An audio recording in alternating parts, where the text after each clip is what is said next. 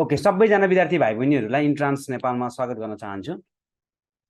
अब हेरौँ त, हेर्दा हेर्दा कुर्दा कुर्दा प्र्याक्टिस गरे जस्तो गर्दा गर्दा पढे यसो यसो गर्यो होइन, टिकटक चलायो, यसो पढे जस्तो गर्यो, अनि त्यसपछि टाइम छ दसैँपछि पढ्छु दसैँपछि पढ्छु भन्दा भन्दा के छ, इक्जाम आएको पत्तै भएन के। अहिले यो चोटि चाहिँ एमइसीले के गरेको छ भन्दाखेरि हाम्रो इक्जाम डेटलाई हेर त, हाम्रो इक्जाम डेटलाई चाहिँ के गरेर सारेर इक्जाम डेटलाई धेरै अगाडि गरिदिएको छ। कार्तिकको दोस्रो हप्तामा हाम्रो इक्जाम हुने भनेर के छ, एकाडेमिक क्यालेन्डर ल्याइदिएको छ। आज हामी डिस्कसन के को बारेमा गर्छौँ त भन्दाखेरि आज हामी एमइसीले निकालेको एकाडेमिक क्यालेन्डरको बारेमा आज हामी के गर्छौँ, डिस्कस गर्छौँ। ल हेरौँ त के छ त नि त्यसमा, के छ अब कसरी स्ट्राटेजीहरू बनाउने, कसरी पढ्ने आफ्टर यो आइसकेपछि। यसमा त केही पनि छैन, तिमी होइन सबैजना विद्यार्थी भाइ बहिनीहरूले पनि बुझ्न सक्नुहुन्छ। तर यसपछिको हाम्रो कदम के हुनसक्छ, अब अहिलेसम्म प्रिपरेसन भएको छैन भने के गर्ने भनेर विद्यार्थी भाइ बहिनीहरूको के छ, जिज्ञासा बुझ्नको लागि चाहिँ यो भिडियो लिएर आएको हो। एमइसीले यो के छ यहाँनिर लन्च गरिसक्यो हाम्रो है। हेर त, चिकित्सा शिक्षा आयोगले निकालिसकेको छ। के भनेर निकालेको छ भन्दाखेरि 2080 र 81 को शैक्षिक क्यालेन्डर प्रकाशन सूची भनेर निकालेको छ। देन आफ्टर यसमा के छ, स्नातक तहको ब्याचलरको छ। देन आफ्टर अर्को भनेको स्नातकोत्तरको नि छ, अर्को भनेको डिएमएमसिएचको नि छ। हामीलाई त्यो चाहिएन, हामीलाई चाहिएको भनेको सिम्पली के को हो, ओके हामीलाई चाहिएको सिम्पली ब्याचलरको यहाँनिर छ। हेरौँ त यसमा यहाँनिर भनेको के छ, सुरुमा माथिमा पढाउँ सबभन्दा पहिला त भने शैक्षिक सत्र 2080। ओके, शैक्षिक सत्र के छ 2080 81मा चिकित्सा शिक्षा आयोगबाट सञ्चालन गरिने चिकित्सा शिक्षाका विभिन्न कार्यक्रमहरूको एकीकृत प्रवेश परीक्षा लगायत विद्यार्थी भर्ना सम्बन्धी कार्यक्रम समावेश भएको शैक्षिक क्यालेन्डर आयोगको के छ, कार्यकारी समितिको यतिको यहाँ डेट लेखिएको छ, गतेको निर्णय अनुसार सार्वजनिक गरिएको छ भनेर भनेको छ। ल अब यसमा दिएको छ कार्यहरू के काम गर्ने भनेर, कामको सूचीकरण छ यसमा। देन आफ्टर यहाँ छ हामीलाई चाहिने चाहिँ यहाँनिर छ, यहाँनिर त हाम्रो कार्यक्रमको यहाँनिर छ। एन्ड सबैभन्दा के छ, ल हेरौँ, सबैभन्दा पहिला हामीलाई चाहिने भनेको के छ, इक्जाम सञ्चालन। यो 6 नम्बरको बुदामा हेरौँ त, कार्तिकको दोस्रो हप्ता भनेर चाहिँ खेलै खत्तम भयो, राइट। खेल खत्तम भयो भनेपछि इक्जाम कहिले हुने भन्ने कुरा यसले डाइरेक्टली भनिदियो एकाडेमिक क्यालेन्डरमा। कार्तिकको के छ, कार्तिकको तेस्रो हप्ता। हेरौँ त, तेस्रो हप्ता चाहिँ हाम्रो के हुन्छ, इक्जाम हुन्छ। सरी मैले दोस्रो भने होइन, तेस्रो हप्ता हो एक्ज्याक्टली। कार्तिकको तेस्रो हप्ता चाहिँ इक्जाम हाम्रो हुन्छ।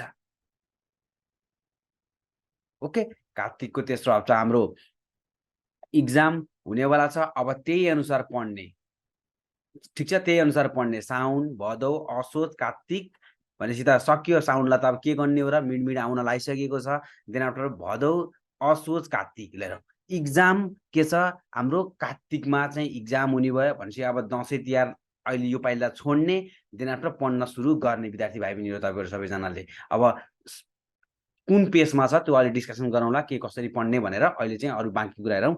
सेल अप्राइजल छ साउन महिनामा, अनि त्यसमा इन्सपेक्सन भदौको दोस्रो हप्तासम्म। सिट निर्धारण यो पनि निकाल्छ एमइसीले, 3 नम्बरको सिट निर्धारण गरेर कुन कुनमा के छ भनेर। यो के छ, भदौको तेस्रो हप्तामा आउँछ, कुनमा कति सिट भनेर। प्रवेश परीक्षाको सूचना प्रकाशन गर्छ, फेरि भदौको तेस्रो हप्तामा सूचना प्रकाशन गर्छ। आवेदन फर्म भर्ने समयवादी भनेको असोजको दोस्रो हप्ताबाट के छ, फर्म खुल्छ। अब त्यो देन आफ्टर असोजदेखि के छ, कार्तिकको अब कतिसम्म दिन्छ फर्म भर्नको लागि टाइम। त्यहाँबाट परीक्षा सञ्चालन हुन्छ हाम्रो कार्तिकको तेस्रो हप्ता।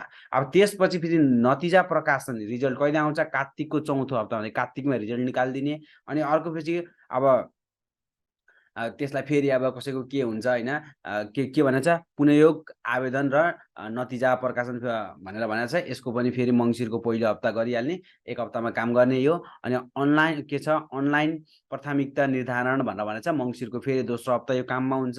म्याचिङ तथा भर्ना केमा हुन्छ, माघको तेस्रो हप्ता हुन्छ।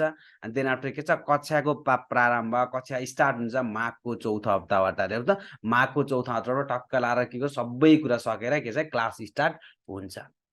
यो कुरा चाहिँ एकदम बुझ्न जरुरी छ विद्यार्थी भाइ बहिनी सबैजनाले। इक्जाम कहिले हुन्छ भनेपछि हामीलाई चाहिने भनेको इक्जामको हो भनेपछि इक्जाम कहिले हुन्छ, यो 6 नम्बरको हामीलाई सबै कुरा चाहिने भनेको। त्यही अनुसार अब त्यही अनुसार के गर्नु, पढ्न सुरु गर्नु पर्यो।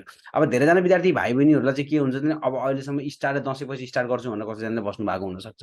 त्यसको लागि कुनै पनि टेन्सन गर्नु पर्दैन, ठिक छ। अब कुन लेभलमा पढिरहनु भएको छ, अब अलि फास्टमा जानुपर्छ। अब बेसिक अलिकति अन्डरस्ट्यान्डिङ छ तर अलिकति पुसअप गर्ने हो भने सकिन्छ, यसमा नसकिने भन्ने कुरा केही पनि छैन। त्यही भएर अलिकति के गर्नु पर्यो, गाइडेन्स र सपोर्टको साथ र स्मुथली क्लास हुने ठाउँमा र के छ मोर एन्ड मोर के छ क्लास गर्ने र एकदम अब बेसिक त आयो होला सबैजनालाई। भनेपछि के इक्जाम ओरिएन्टेड भएर पढाउने ठाउँमा जोइन गर्नुभयो भने के छ गर्न सकिन्छ। त्यसको लागि के छ हामीले विद्यार्थी भाइ बहिनीहरूको लागि चाहिँ के छ क्लास लिएर आएको छौँ, न्यू ब्याच चाहिँ लिएर आएको छौँ।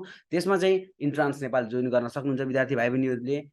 किनभने टाइम हामीसँग एकदम कम छ, जति टाइम छ त्यही अनुसार नै हामीले के छ पर्सनलाइज गरेर हैन विद्यार्थी भाइ बहिनीहरूलाई यो समयमा यति गर्ने भनेर के छ क्लासहरू सञ्चालन गरिसकेको हुन्छौँ। त्यसरी नै हामी क्लासहरू सञ्चालन गर्छौँ। त्यो कारणले गर्दा विद्यार्थी भाइ बहिनीहरूले के छ इन्ट्रान्स नेपाल जोइन गर्न सक्नुहुन्छ फर द सी हाम्रो आउँदै लागेको 2080 को सीको लागि।